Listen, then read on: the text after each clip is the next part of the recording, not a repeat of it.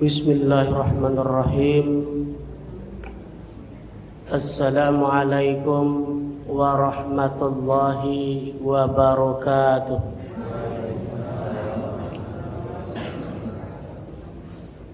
Alhamdulillahilladzi ahyana ba'da amatana wa ilaihin nusur.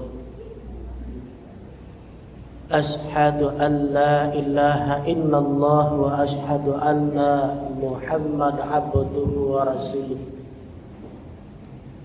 La nabiyya ba'da amma ba'du. Faqala Allah ta'ala fil Qur'anil Karim. Na'udzu billahi minas syaitonir rajim. Bismillahirrahmanirrahim.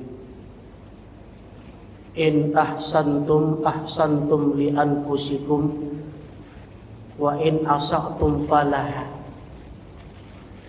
Jika kamu berbuat baik, berarti kamu berbuat baik untuk dirimu sendiri. Dan jika kamu berbuat jahat, maka kerugianlah untuk dirimu sendiri. Al-Quran Surat Al-Isra ayat yang ke-7. Masyarakat kaum muslimin dan kaum muslimat sidang jemaah subuh rahimakumullah. Pertama dan utama sekali, marilah kita selalu bersyukur kepada Allah. Alhamdulillah, pada pagi hari ini masih Allah berikan kekuatan kepada kita,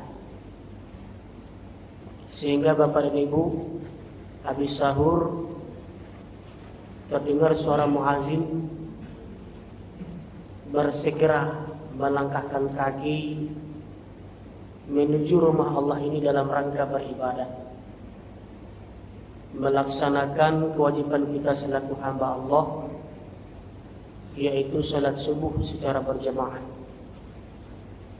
Ini luar biasa.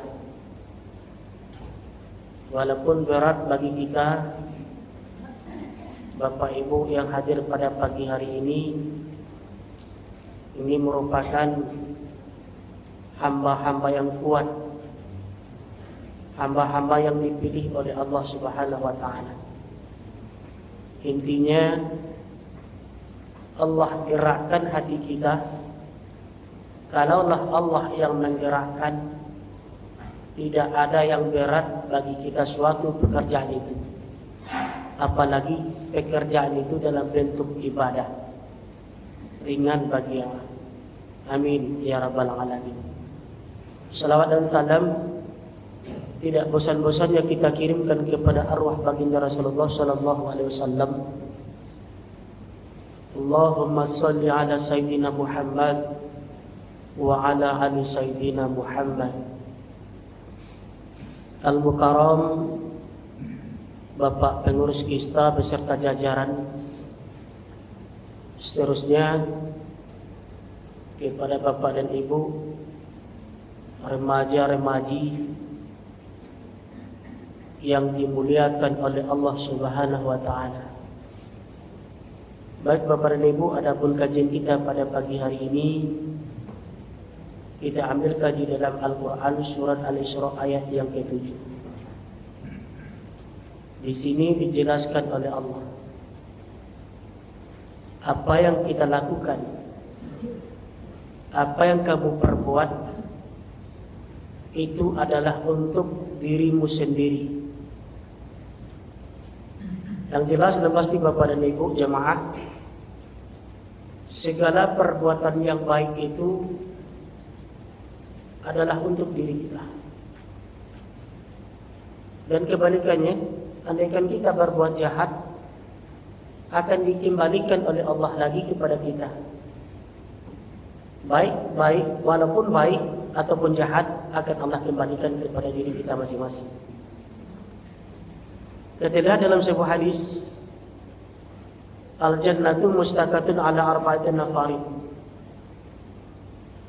Surga rindu kepada 4 golongan manusia. Yang 4 golongan ini merupakan amal kebaikan kita untuk kita sendiri. Dari awal sudah dijelaskan oleh Allah dalam Al-Quran, apapun bentuk kebaikan itu adalah untuk dirimu, bukan untuk diriku tadi. Di dalam hadis ini yang pertama dikatakan oleh baginda Rasulullah SAW, kebaikan yang kita miliki untuk diri kita sendiri itu adalah tahlil Quran. Orang yang membaca Quran. Bapak dan Ibu, saya yakin dan percaya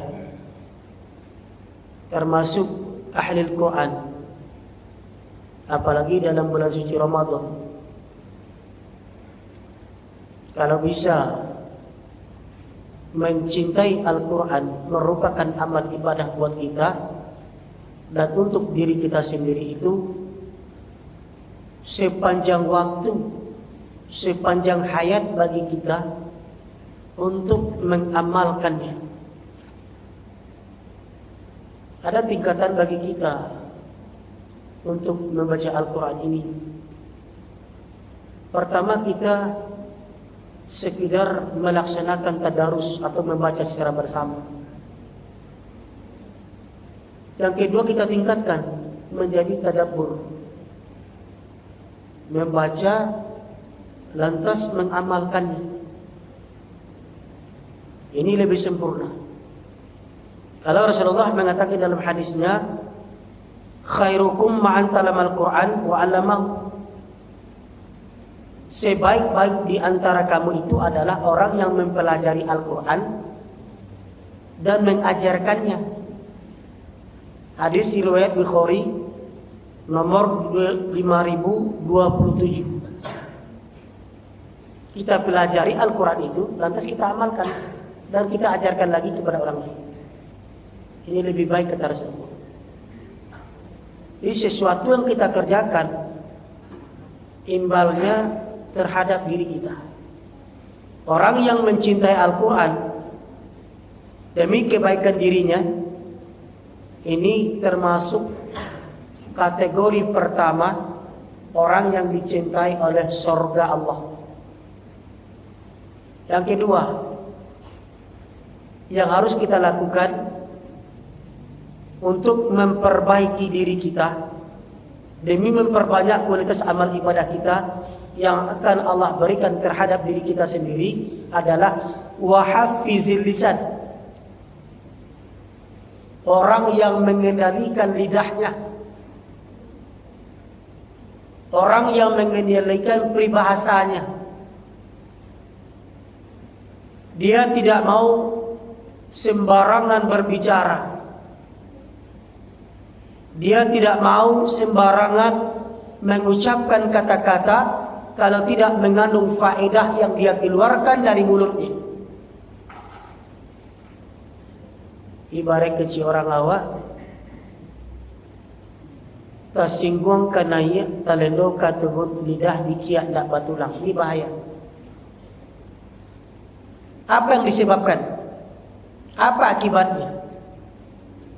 Sementara kita mengharap kepada Allah, amal kebaikan kita itu merupakan menjadi untuk diri kita sendiri. Tapi karena lidah, wahafizil lisan, tidak bisa kita mengkontrol, tidak bisa stop, maka kebaikan untuk diri kita sendiri itu adalah hancur dan binasa. Lajatu hawa dimpolo diganjal. Berbahaya. Pada Bapak Ibu jamaah beramal ibadah 5 waktu sehari sabalam full berjamaah, tambah dengan ibadah-ibadah yang lain, kita tingkatkan dengan ibadah sunnah yang kita harapkan kepada Allah. Allah berikan segala-galanya amal ibadah itu untuk diri kita. Tapi kenyataannya apa? Karena kita tidak bisa menjaga lidah, sembarang mengecek juga wak, tersinggung orang lain gara-gara perbuatan kita. sakit hati orang lain gara-gara dua si A tambah si B plus si C. Yang terjadi naninda indah tasabui dewa akhir. Kalaulah terlakukan dewa seperti itulah terjadi seperti itu, galak setan. Taribu lakukan toriniang rancak tu perbuatan yang tu mah buka salah keburukan seseorang itu, buka salah aibnya, abeko sampaikan kepada orang banyak, bak malu seorang tu. Ini tidak. Akhirnya apa? Amal yang Bapak Ibu kerjakan itu akan Allah transfer kepada orang yang kita bicarakan. Sanang orang di pagunjiangan. Manakah sadang? Amal ibadah ibu jawab yang rajin beribadah, sekecil-kecil ibadah di kerajuan, mangkek duri dari jalan, atau senyum kepada orang lain, bahagia orang tua buat. Tidak kepada orang yang dikunjungkan. Setelah itu apa lagi? Andaikan pahala kita tidak ada lagi. Lalu pada awal akhirnya dipindahkan Allah, dosa orang yang digunjingkan itu Allah pindahkan kepada si pegunjing. Makanya kecurangan awak lah jatuh dimpok di janjang. Akan udah pindah awak ku wazir tu. Artinya lain. Tentu panik nada pindah awak je. 5 katu sehari semalam berkoraka awak di musagi musala segala macam. Pinggang nan sakit, kaki mengaretek taga, amal dapat orang lain. Maka jaga. Wa hafizil lisan, jaga perkataan. Andaikan kita bisa menjaga perkataan itu, ini termasuk orang yang dicintai surga Allah. Maka sesuatu yang kita perbuat adalah untuk diri kita. In ahsantum ahsantum li anfusikum. Perbanyaklah seperti itu. Jadi Bapak dan Ibu, bagaimana kita cara menjaga lidah? Cara mempuasakan lidah supaya nyo bisa di stop untuk berbicara yang dak. Quran obatnya. Zikir. Allah bizikrillah tatma'innul qulub. Ingatlah orang-orang yang selalu berzikir kepada Allah. Itu merupakan obat. Maka minta kepada Allah setiap waktu, setiap saat, agar kita bisa mengunci bahasa kita. Fazkuru uzkurkum. Minta olehmu akan aku, niscaya akan kuberikan, kata Allah. Kalau kita minta berbuat kebaikan, akan Allah berikan. Maka kunci perkataan kita itu dengan zikir, dengan Quran. Seketika kita ingin berbuat jahat, seketika kita ingin berbuat kesalahan, karena kita termasuk ahli zikir, maka mulut kita dikunci dengan zikir apa yang kita kerjakan. Alhamdulillah. Maka disitulah tumbuh kebaikan untuk diri kita. Karena amalan yang kita kerjakan merupakan pendinding diri kita dari segala hal yang akan merugikan diri kita sendiri. Inilah yang kedua Bapak dan Ibu, yang bisa menjaga diri kita. Yang merusak amal ibadah kita adalah zikir atau orang-orang yang ahli Quran. Maka kalau sudah kita lakukan, insya Allah, maka di situ Allah berikan doa surga kepada kita. Ya Allah ya Rabb, Engkau wafatkan hambamu dan masukkan ke dalam surgamu ya Allah. Karena mereka adalah wahafizil lisan, orang-orang yang bisa menjaga perkataannya. Yang ketiga, demi kebaikan yang kita lakukan, mendapatkan pahala dari Allah Subhanahu wa taala adalah wamud imil ji'ani, memberi makan fakir miskin atau bersedekah. Sebenarnya Bapak dan Ibu, sedekah itu adalah untuk Allah, tapi pahala tetap buat kita. Beda dengan sholat puasa. Sholat yang kau kerjakan itu adalah untuk dirimu sendiri. Ibadah Ramadan, ibadah puasa yang kau kerjakan itu adalah untuk dirimu. Kecuali sedekah. Sedekah itu adalah untukmu, kata Allah. Makanya nilai sedekah itu lebih tinggi pahalanya di sisi Allah Subhanahu wa taala. Kenapa? Sahabat pada bertanya kepada Rasulullah, "Ya Rasul, kira-kira ya Rasulullah, apa amalan yang tertinggi sehingga Allah tersenyum kepada kita?" Kata Rasulullah, "Sahabatku, amalan yang membuat Allah itu tersenyum kepada diri kita, pertama adalah wa mimma razaqnahum yunfiqun." Mereka yang menginfakkan sebagian rezeki yang Allah berikan kepada mereka. Ketika awak membantu saudara kita yang lagi kelaparan, memberikan sesuatu kepada saudara awak yang sangat membutuhkan bantuan kita, di situ Allah tersenyum melihat kita. Jangan Allah yang tersenyum lagi bapak dan ibu, suami awak itu senyum kawat lah sana ngati awak.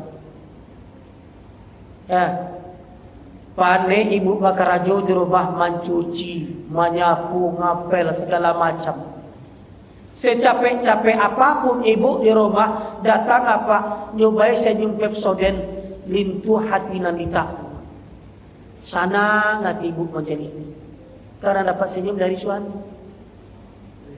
Apalagi yang senyum itu menciptakan suami, Allah Azza wa Jalla,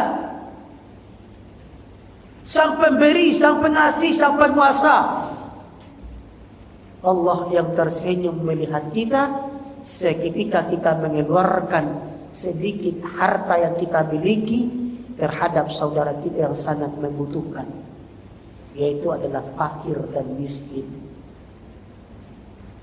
Kalau tidak namu awak berbuat seperti itu, yang dikhawatirkan oleh baginda Rasulullah sallallahu alaihi wasallam adalah bisa batuka akidah, Pak. Bisa batuka akidah orang itu jadi ini. Dari Allah Azza wa Jalla berganti dengan Lata wal Uzza. Itu gara-gara dia kelaparan. Makanya Rasul mengatakan, kadal fakru ayyakunal kufra. Hampir-hampir kefakiran itu membawa kekufuran, dakik kepada kufur. Itu bahayanya. Beko nyupakai pepatah Minang di daripada bacaka jogalang-galang, biarlah bacaka jurangnya. Bacaka jogalang-galang malawan nampak dah. Kalau bacaka jurang jaleh, laki tangannya nampak, babake kakinya nampak, tapi bacaka jogalang-galang tak bakal dicari. Tumbuh niat dalam hatinya, tumbuh kejahatan dalam dirinya. Bacaan aja di buku musaji. Tidak ada orang nampak itu. Baru lapah nampak kota amal. Yang bongkar kota amal. Kubah kira-kira sianan salah. Awak jualan salah. Karena apa? Tidak peduli terhadap saudara. Sementara Allah mengatakan dalam Al-Quran, innamal mu'minun ikhwah. Orang Islam itu badut sana. Dan baru sana tu etongannya tak sama ni sa bapak juru bupak. Lai Islam agamonyo turun sana awak. Maka perhatikan, kalau kita sudah mengindahkan hadis baginda Rasulullah sallallahu alaihi wasallam, disitulah Allah berikan pahala yang sempurna kepada kita. Maka apa yang kita perbuat, itulah yang kita dapatkan.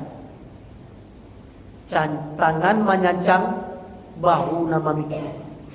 Apa yang kita perbuat, maka itulah yang kita hasilkan dari perbuatan kita sama sekali tidak ada.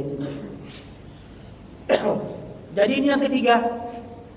Yang ketiga ini termasuk yang dirindukan oleh surga Allah. Wa mun'imil ji'ani, memberi makan fakir miskin. Maka Allah berikan pahalanya di situ. Allah senang hatinya menjadi hamba-hambanya. Maka situ Allah katakan bahwa pahala sedekah itu adalah untukmu. Sementara sholat adalah untuk kebaikanmu. Puasa adalah untuk kebaikanmu. Yang keempat adalah untuk mendapatkan surga Allah itu asyamu fi sahri Ramadan. Orang yang melaksanakan puasa Ramadan. Alhamdulillah, bagi kita yang melaksanakan ibadah Ramadan, ini termasuk hamba-hamba yang beriman. Di akhir amal yang kita lakukan pada bulan Ramadan ini, dengan ikhlas penuh perhitungan mengharap ridho Allah, Allah berikan terakhir itu kepada kita adalah la'allakum tattaqun. Engkau menjadi hamba-hamba yang bertakwa. Inna akramakum innallahi atqakum. Sesungguhnya orang yang mulia di sisi Allah itu adalah orang-orang yang bertakwa. Itu menurut firman Allah. Kalau menurut versi hadis baginda Rasulullah sallallahu alaihi wasallam, yang Allah berikan kepada hambanya yang patuh dan taat melaksanakan ibadah Ramadan adalah menggapai ampunan Allah, maghfirah. Kan ini sasaran. Dan wakaja selama bulan suci Ramadan ini adalah dua kebaikan yang untuk diri kita sendiri. Kebaikan pertama yang kita harapkan dari Allah adalah maghfirah, ampunan. Ghufira lahu ma taqaddama min dzambi. Ini yang pertama kita harapkan, yang kita kejar. Yang kedua, yang kita harapkan dari Allah Subhanahu wa taala, Allah berikan perdikat takwa. Akhir ayat surah Al-Baqarah 185. La'allakum tattaqun.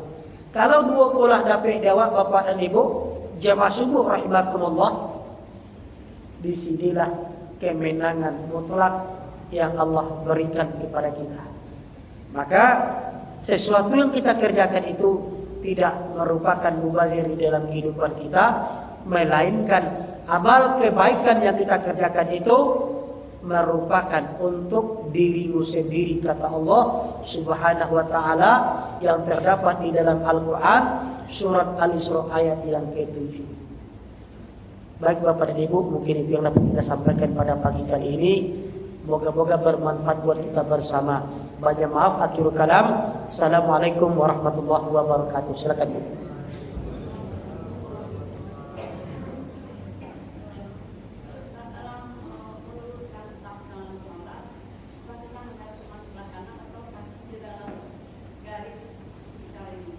Baik, itu kan hadis Rasulullah Sallallahu Alaihi Wasallam. Syafaqum itu kan luruskan saf.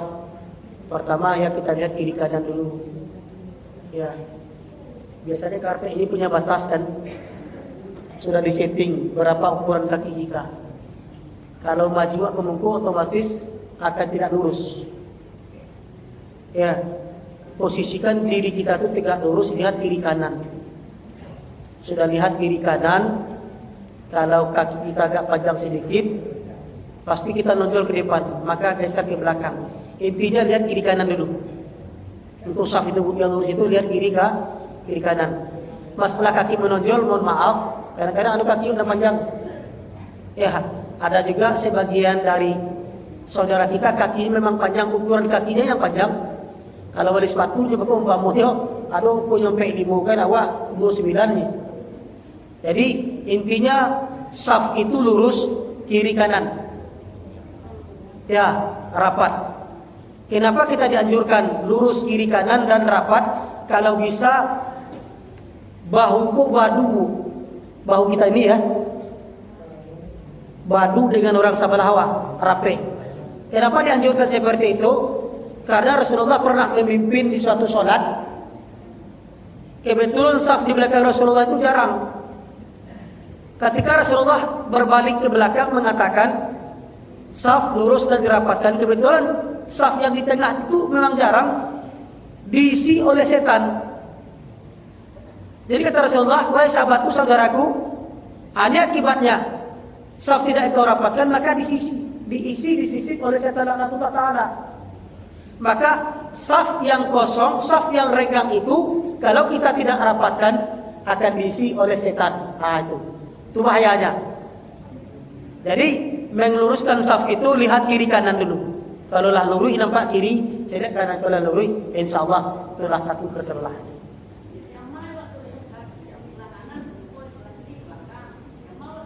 Kiri kanan.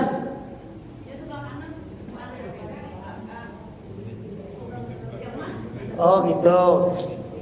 Kita harus memperhatikan, biasanya komando dari imam kan disampaikan, perhatikan saf lurus dan rapat. Saf pertama pasti dia melihat kiri kanan. Kita di saf kedua seperti itu juga. Di saf ketiga seperti itu juga. Bukan kita melihat yang di depan. Perhatikan yang saf kita utama dulu. Ibu baris ke berapa? Di baris ketiga umpama. Perhatikan di saf baris ketiga. Orang yang di saf kedua dia akan memperhatikan.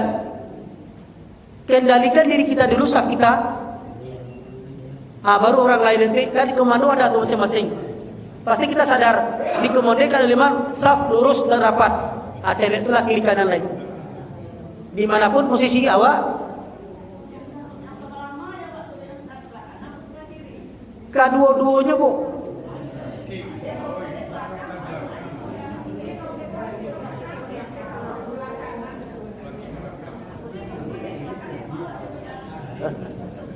Ibu berdiri di belakang.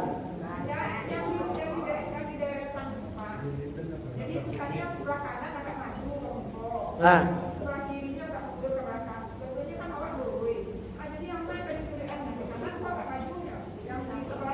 Oh sebelah kanan kita bu. Di sebelah kanan. Makanya kalau kita membuat saf, penuhkan kanan dulu. Ibu harus ikut jalur kanan dulu. Ya. Kalau adohyo di samping dan salah, safnya boleh aku tegur.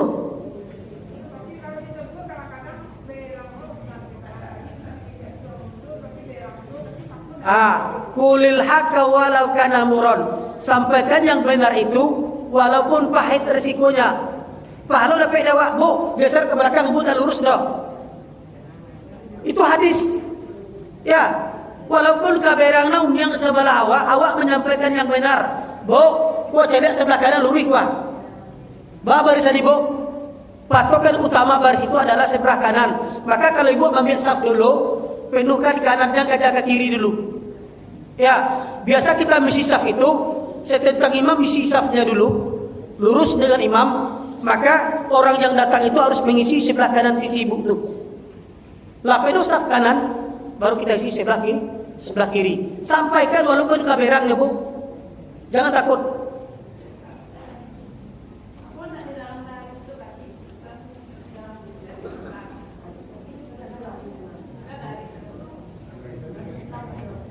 Kalau dia berpikir secara akal sehat tanpa dikomando, di karpet itu kan sudah ada sebenarnya batas yang telah ditentukan. Tapi kalau nyondak yonah, kalau lah dikecilkan di awak, ibu dapat pahala nyo kadang. Kita akan kewajiban menyampaikan kepada saudara kita. Kalau kita salah disampaikan kebaikan. Tapi kalau tidak diikuti ibu, ya salah. Kewajiban awak luruskan dulu. Ku anfusikum wa ahlikum naro. Jagalah dirimu, kan diri awak pertama dulu. Wa ahlikum naro, baru keluarga. Ya, masih ada bu. Utamakan dari ibu dulu. Perhatikan kanan, kiri tidak lurus, sampaikan. Jangan takut. Walaupun kaberangna kawa, bo salah ke bo, danga komando imam. Saf lurus dan rapat.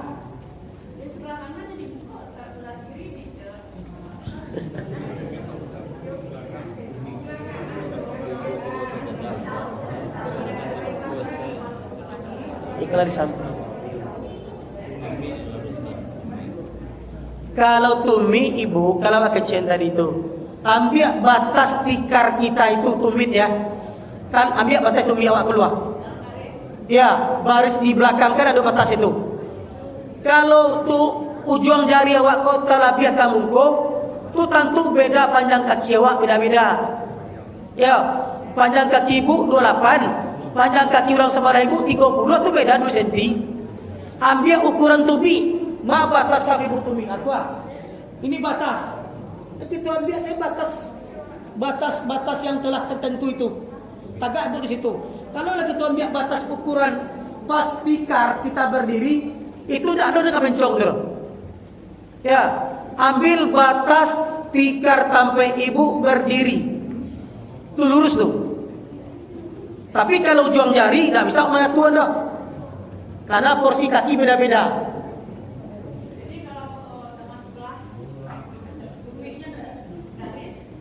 Ya, itulah kewajiban kita menyampaikan tadi itu, Bu. Pak, Bu, geser ke belakang seketik.